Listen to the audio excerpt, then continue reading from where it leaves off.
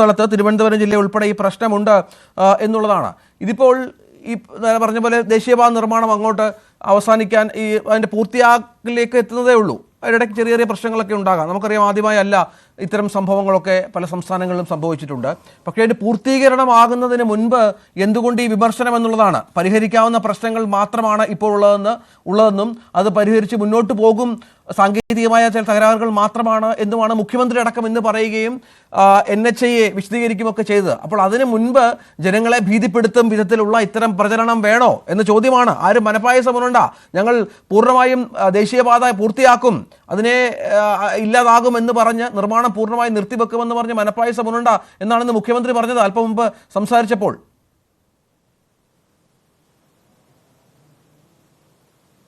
നോക്കൂ, ഞാനതിന് മറുപടി പറയാം. അതിനു മുമ്പ് എൻ്റെ CPMൻ്റെ സുഹൃത്ത് P. സുരേഷ് കുമാർ നേരത്തെ പറഞ്ഞു, ഞാൻ കേരളത്തിലെ പൊതുമരാമത്ത് മന്ത്രിയെ എന്തോ വിശേഷിപ്പിച്ചു.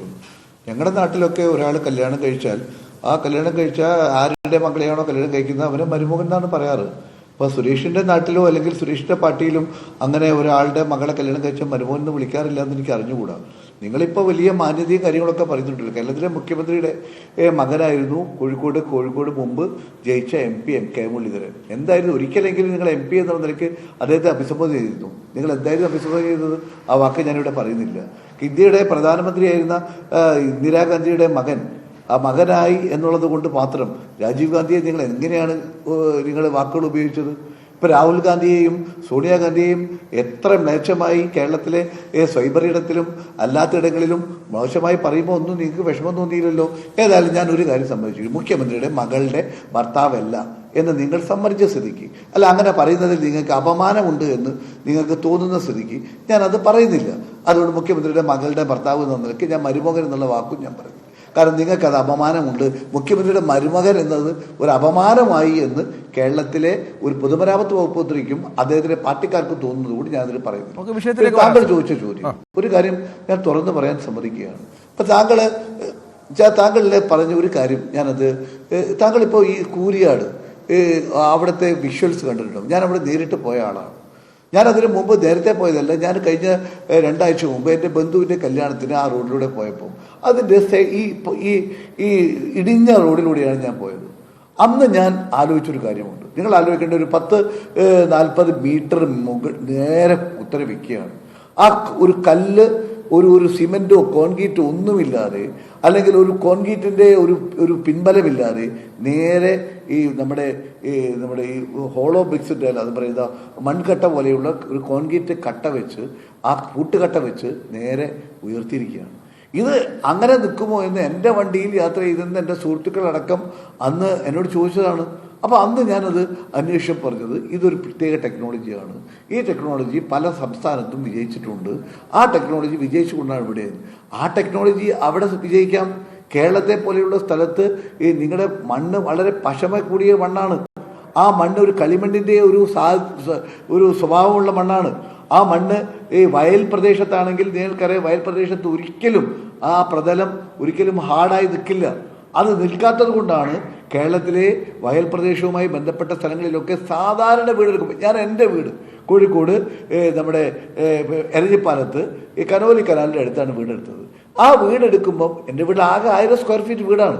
ആ വീടെടുക്കുമ്പം അവിടെ ഞങ്ങൾ സോയിൽ ടെസ്റ്റ് നടത്തിയപ്പം അവിടെ മണ്ണ് അത്ര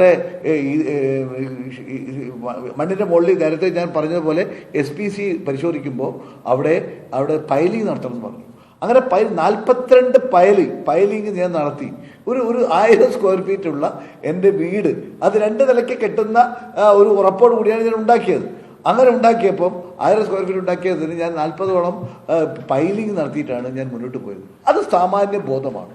ആ സാമാന്യ ബോധം കേരളത്തിലെ സർക്കാരിനും പൊതുമരാമത്ത് വകുപ്പിനും ഇല്ല എന്നാണോ നിങ്ങൾ പറയുന്നത്? അങ്ങനെയാണോ നിങ്ങൾ പറയുന്നത്? അങ്ങനെയല്ലെങ്കിൽ ഇനി കേന്ദ്ര ഗവൺമെൻറ് തെറ്റ് ചെയ്തു, ശരിയാണ് നിങ്ങൾ പറയുന്നത്. ഇപ്പം നിങ്ങൾ ഏതായാലും സമ്മതിച്ചല്ലോ, കേന്ദ്ര ഗവൺമെൻറ്റാണ് A to Z. ഞങ്ങൾ അംഗീകരിക്കുന്നു. ഞങ്ങളല്ല എങ്കിൽ ഞാൻ കേന്ദ്ര ഗവൺമെൻറ് കേരളത്തിലെ സാഹചര്യങ്ങൾ അറിയില്ലല്ലോ, അല്ലെങ്കിൽ അവിടുത്തെ ഒരു പാറ്റേൺ ഇവിടെ കൊണ്ടുവരുമ്പോൾ ഇവിടുത്തെ പാറ്റേൺ ഇതാണ്, ഞങ്ങൾ എത്രയോ കാലമായി റോഡ് ഉണ്ടാക്കിയതാണ്, ഞങ്ങൾ എത്രയോ കാലമായി റോഡും ഉണ്ടാക്കിയ ടെക്നോളജി ഞങ്ങളുടെ കൈവശമുണ്ട്, ആ ടെക്നോളജി ഇവിടെ നിൽക്കില്ല എന്ന് പറയാനുള്ള സാമാന്യ ബോധം നിങ്ങൾക്ക് വേണ്ടേ? സൂപ്പർവിഷൻ നിങ്ങൾക്ക് എടുക്കാവുന്നതല്ലേ? എന്തുകൊണ്ട് കേന്ദ്ര ഗവൺമെന്റും കേരള ഗവൺമെന്റും കൂടി യോജിച്ച് ചെയ്യാൻ അല്ലെങ്കിൽ അവർക്ക് വേണ്ട മാർഗദർശനം കൊടുക്കാൻ കഴിഞ്ഞില്ല? രണ്ടാമത്തെ ചോദ്യം, ഞാനൊരു കാര്യം MK രാഘവനെ കുറിച്ച് പറഞ്ഞു.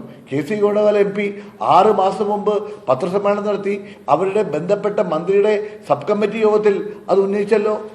ബന്ധപ്പെട്ട ഉദ്യോഗസ്ഥന്മാരുടെ മുമ്പാകെ അത് ഉന്നയിച്ചല്ലോ. അദ്ദേഹം എണ്ണി പറഞ്ഞല്ലോ. തെക്കൻ കേരളത്തിലെ ഓരോ സംസ്ഥാനങ്ങളെയും ഓരോ ജില്ലകളിലെയും നടക്കുന്ന നിർമ്മാണ പ്രവർത്തനങ്ങളിലെ ഉണ്ടാവുന്ന പോരായ്മകളെ കുറിച്ച് പറഞ്ഞല്ലോ. നിങ്ങളെന്തേ മുഖവിലക്കെടുക്കാത്തത്? നിങ്ങൾ എന്തേ അത് ഒരു ഗൗരവതരമായ പരാതി എഴുതിയ ഒരു MP പോലെയുള്ള ഒരാൾ, അതും AICCയുടെ ജനറൽ സെക്രട്ടറി ആയിട്ടുള്ള ഒരു വ്യക്തി, അദ്ദേഹം മന്ത്രിയായിരുന്ന ഒരു അനുഭവ സമ്പത്തുള്ള ഒരു വ്യക്തി അങ്ങനെ ഒരു കാര്യം പറഞ്ഞപ്പോൾ അത് കേട്ട മാധ്യമങ്ങൾ നടിച്ചില്ലല്ലോ. കേരള ഗവൺമെന്റ് എന്തേ അത് ടേക്കപ്പ് ചെയ്യാഞ്ഞത്? കേരള ഗവൺമെന്റ് എന്തേ മുന്നോട്ട് പോയി? നിങ്ങൾക്ക് ഇതൊന്നുമല്ല ആവശ്യം. നിങ്ങൾക്ക് ഇവിടെ റോഡ് എങ്ങനെ ഉണ്ടായാലും നിങ്ങൾക്ക് വിഷയമില്ല. റോഡ് പൊളിഞ്ഞു വീണ് ആളുകളുടെ ജീവൻ നഷ്ടപ്പെട്ടാലും നിങ്ങൾക്ക് വിഷയമല്ല. ആളുകൾക്ക് പ്രയാസം. നിങ്ങൾക്ക് എങ്ങനെയെങ്കിലും 2026 തെരഞ്ഞെടുപ്പിന് മുമ്പ് നിങ്ങൾക്ക് ജീവിതത്തിൽ ഒന്നും സംഭവിച്ചുവെന്നാണ് പ്രതിപക്ഷത്തിന്റെ ആക്ഷേപം. അതായത് നമുക്കറിയാം, ഈ പൊതുമരാമത്ത് മന്ത്രിയൊക്കെ കഴിഞ്ഞ ഇതിന് മുൻപ്, ഈ പ്രശ്നത്തിന് മുൻപ് LDF സർക്കാരിന്റെ വികസന പദ്ധതിയിലെ സുപ്രധാന ഏട്, അക്കാര്യം സംശയമില്ല, അതിന്റെ വീഡിയോസും റീൽസും ഒക്കെ ഇപ്പോഴും നമ്മുടെ സമൂഹ മാധ്യമങ്ങളിൽ സജീവമാണ്. അത്ര പെട്ടെന്നത് മായ്ച്ചാൽ മായുന്ന ഒന്നല്ല. മറ്റൊന്ന്, മുഖ്യമന്ത്രി അടക്കം ഓരോ റീച്ചുകളും കൃത്യമായി പരിശോധിക്കുന്നു. മുഖ്യമന്ത്രി നേതൃത്വത്തിൽ പരിശോധിക്കുന്നു. സംസ്ഥാനത്തെ ഉദ്യോഗസ്ഥരുടെ ജാഗ്രതയുണ്ട്. 2 ആഴ്ച കൂടുമ്പോൾ ഇതുമായി ബന്ധപ്പെട്ട യോഗങ്ങൾ